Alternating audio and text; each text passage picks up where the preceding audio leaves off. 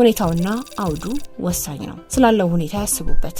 ምርጫ ቀን በድንገት የሚወጣ አስደንጋጭ መግለጫ ሰዎችን ለማሳሳት ወይም ለማጥመር ታስቦ የተዘጋጀ ሊሆን ይችላል። ደጋግመው ያረጋግጡ።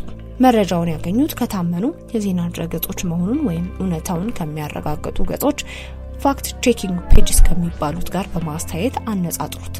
ሌላ ማንም ሰው ያንን ሰበር መረጃ ካልዘገበው ምናልባትም የሐሰት ወሬ ነው።